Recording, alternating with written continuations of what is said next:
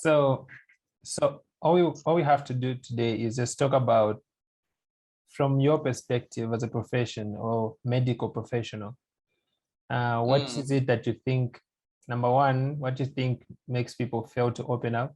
Number two, the dangers, and close to the end, just the benefits of opening up and how you think that would help people out there. So probably we start from what you think keep people failing to open up. What is it that you think, creates this insecurity and just the fear of, saying, if I open up, maybe something might come up? From your perspective, what do you think makes people fail to open up? I think it's just like the general culture around mental health issues, the social culture. These are things that we don't really understand.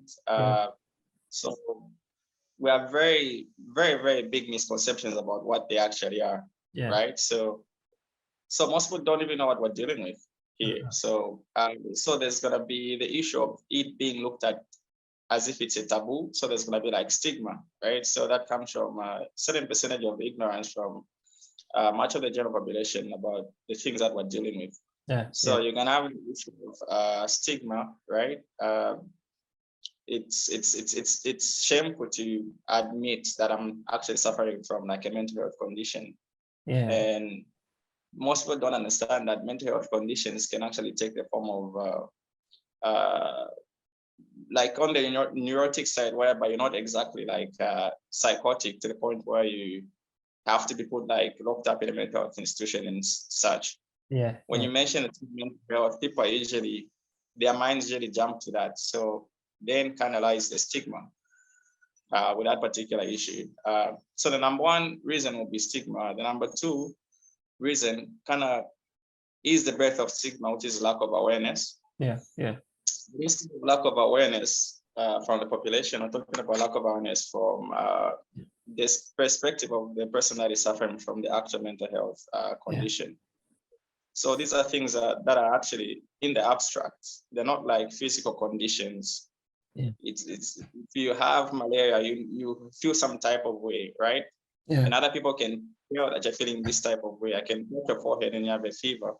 I can tell that you're having a sign of a physical illness. Then mental health issues, for them, it's they're so abstract that only the person that's feeling them is actually feeling them. But because there's such lack of awareness from about them, even the person that sometimes is suffering from them doesn't even understand that they're actually suffering from like a mental health condition.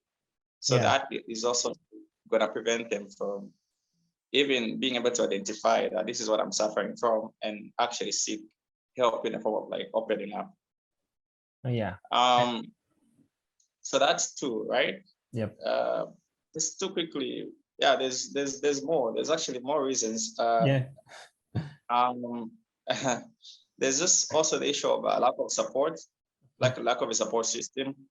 Some people don't, unfortunately, don't have that. Even if they did have family and friends, some families would rather live in denial or not, because they're not so aware, and there's so much stigma around having a family member that is having a mental health condition. They would rather like not put that out there, and they'll just rather live in denial about the fact. And that also now leads to, let's say the sufferer now, the individual suffering from this, to having a sense of lack of trust in those people. This could be friends and family. And then they just end up not really opening up. And then this lack of trust now can lead into them maybe feeling like, if I open up, I'm going to be seen as inadequate. Like I'm able to govern my own emotions. Like if I'm able to like admit that I'm not the happiest person, I do get sad sometimes, but not sad in the general sense, but like overwhelmingly sad in the sense of depression, for example. You're gonna be seen as somebody that is weak, inadequate. You don't know how to manage your own emotions. How can you not be, like in the context of men, for example, it's just like, oh, you have to man up, you have to, you can be sad sometimes or whatever. You have to be able to overcome these things. You have to have the man strength and man up to just surpass through whatever these conditions are. But mental health conditions are very irrespective of gender and sex, and everybody likes to pass through them. The same, even though the reasons may be different, but everybody suffers almost at the same volume as the other gender. Amazing. Yeah, so those are the few, those are the few that really just have to do with the individual. But then there's also aspects that have to do with, let's say, from the perspective of the government. Really, we don't have a lot of mental health infrastructure, resources. We don't have a clear roadmap between where somebody's sensitized, they're able to like recognize that I have a mental health condition, and then the roadmap from there to actually seeking help from a professional. It's very unclear. So this is a bit of a failure on the public health aspect of things. Then even just the issue of cost, it's not cheap to seek professional help. So all these things coupled together will like really impede an individual from actually seeking help. So that's just those are some of the few reasons that I can think of from my end. Amazing.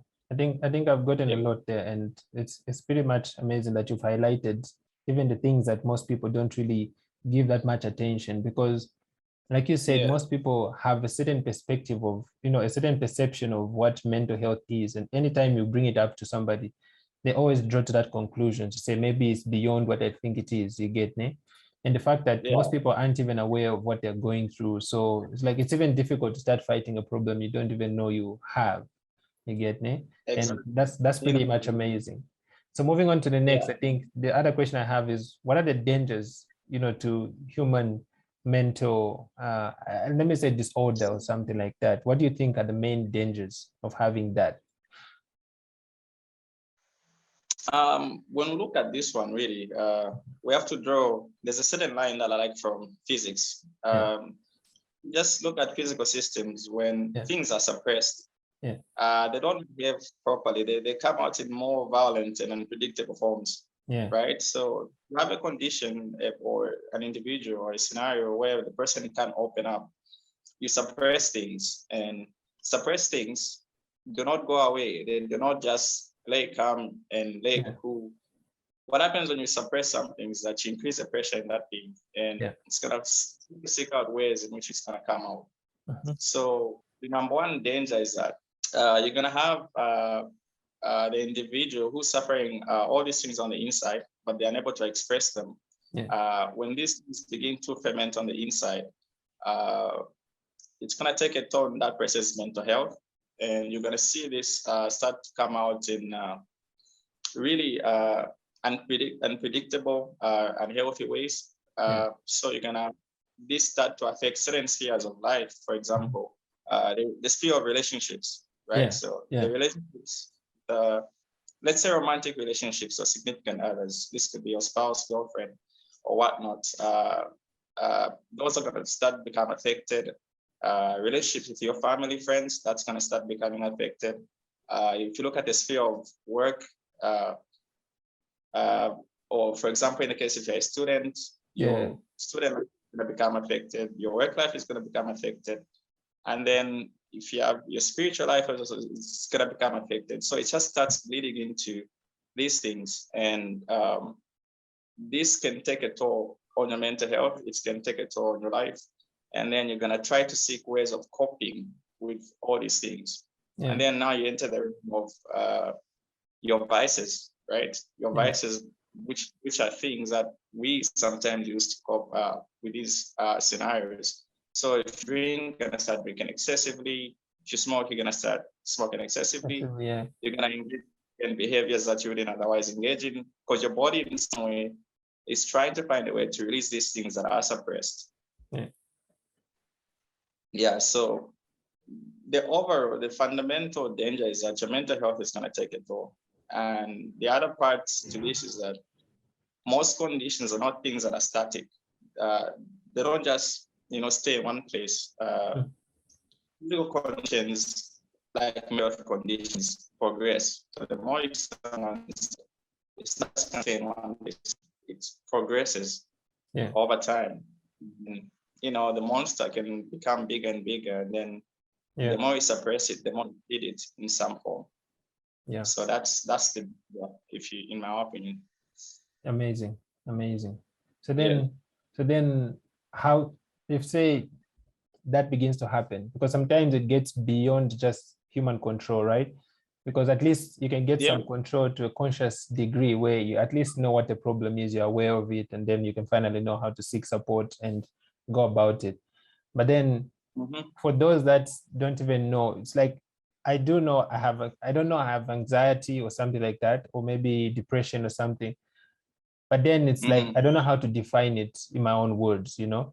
So then how best can such a person, you know, like, I don't know, how can they overcome it? Do they first of all have to get awareness of the problem, or before they get the, you know, the awareness of the problem, how can they know in the first place, and how can they overcome the same problem? I think the primary thing really, the main primary thing that you just have to do is seek awareness.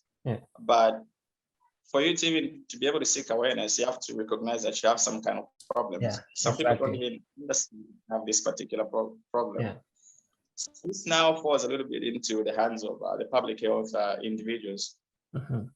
And us on the medical professional side, right, we recognize that these problems exist. What the individual on the other hand is just going to be feeling are symptoms, right? They don't understand that this is what's happening. They just feel some type of way, right? So now to come in from this side and actually sensitize people, which is a big part of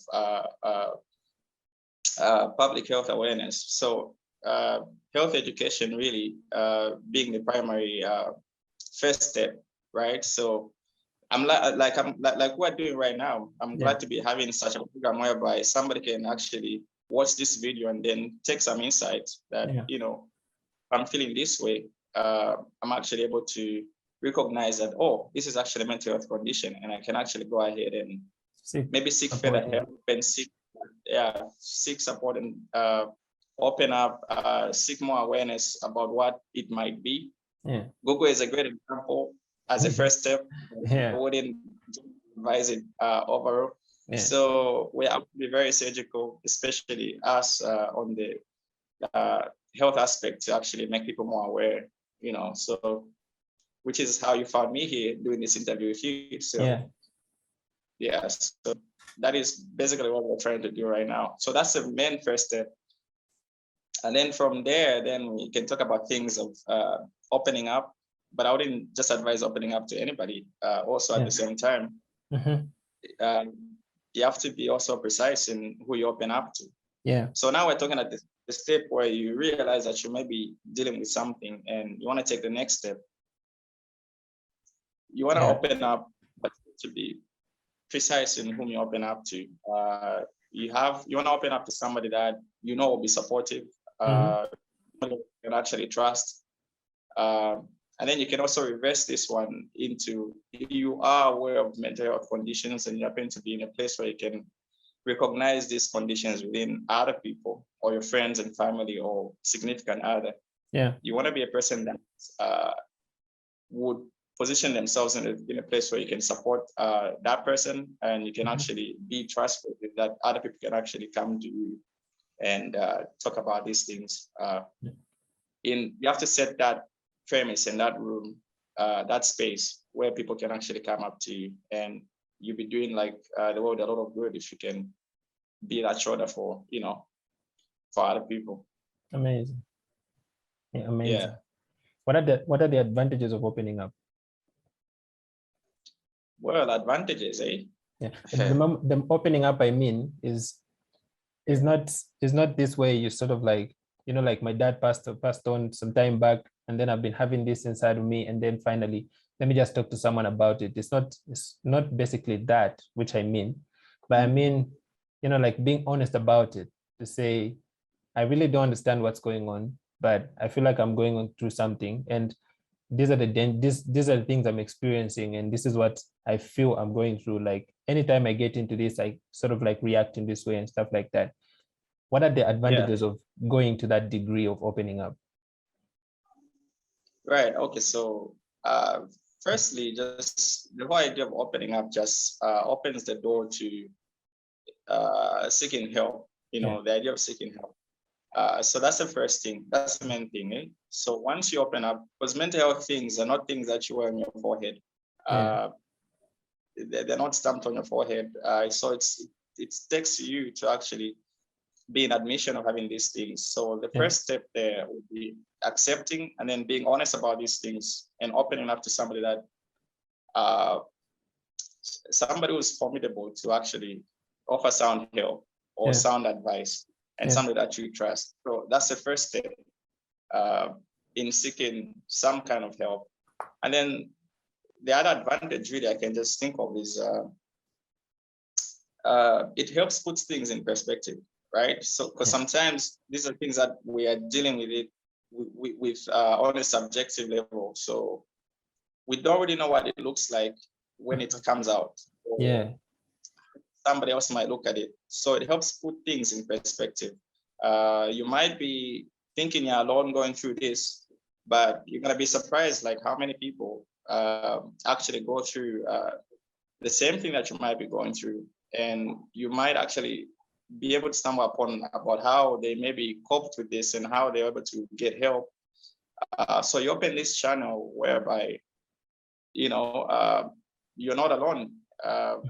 You'll be surprised how many people actually go through these things on a daily. Even the people that you didn't think would go through would the same, experience doing it. Yeah, you do. You know, just open that door and helps put things in perspective.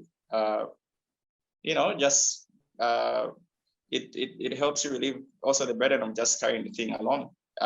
If somebody is able to empathize with you, they're actually able to treat you a little bit more different and be more pushing into the fact that you're actually going through something than if they didn't know, right? Yeah, so that's I think those two, I think the primary advantages of just really opening up. Amazing. So then I want to push the next step, like that. Those are the advantages of, you know, opening up at a personal level. But then how does that extend to the public? Right? For example, if I have something burdening me right now, that means I'm super absent to the public to a certain extent, right? So like you said in the beginning, like your interactions with the public is going to just get messed up, your relationship, you know, spiritual life, career, most of the things are going to get affected. But then if you sort of like flip to the other side and just sort of like get support, and, you know, people offer you with good solutions on this mental health issue, and they sort of like lighten the burden, how do you then, what advantages do you then take to the public when you sort of like get the support you need about the mental health issue? I think primarily when you go through something, to some sense, you kind of have gained some knowledge of how certain things affect people, right? So if you've been through this before, it's much easier for you to like recognize when another person might be going through the same, because you're able to easily tell or easily assume that by the symptoms that may be similar to yours, because mental health conditions do come with quite rather similar symptoms, even though the causes for them are very diverse depending on the individual. So that kind of puts you in a position to actually be able to lend out that hand to the next person and say, hey, I feel, you know, I've been through this, something like this before. I feel like you may be going through something similar. So maybe, you know, this is the steps that I took, and maybe we can also try the same thing with you and see how that goes. You know, you put yourself as a funnel out into the world to actually be able to help people seek help. And then the more people just open up, it's kind of like helps shift the paradigm of how people look at mental health issues. Like if you can see somebody go through this and then they come out on the other end looking okay, then it's not this crazy abstract thing that just causes distress and then I have to suffer it by myself that I can't overcome. You know what I mean? So you kind of like stand out as the example of somebody that overcame this and they came out better on the other end. It gave them a different perspective about themselves and their life. And you start working like a living example. So if other people can see that and if you're actually able to like share your story out into the world, which is much easier to do today through that, social media. Shining a light on these issues that most people just suffer from, like in the dark. And you're setting the premise where people don't have to look at them like there are these nefarious things that they can overcome. And that actually encourages people to actually go ahead and seek mental health care from, resources that you might actually be able to recommend because you went through them. Yeah. Amazing. Yeah, I think that's how it just shines a light. Amazing. I think we've come to the end of the meeting, but let me just add one more question to that. Say, okay. Would you say there's this say social media, for example, if I say I happen to have been through the same mental health issue, mental disorder issues, and I finally walk out of it and I'm a better person and my mind is stable and I'm able to reason and, function in a better way, like a normal human being. And I happen to pop out on social media and discuss my issue.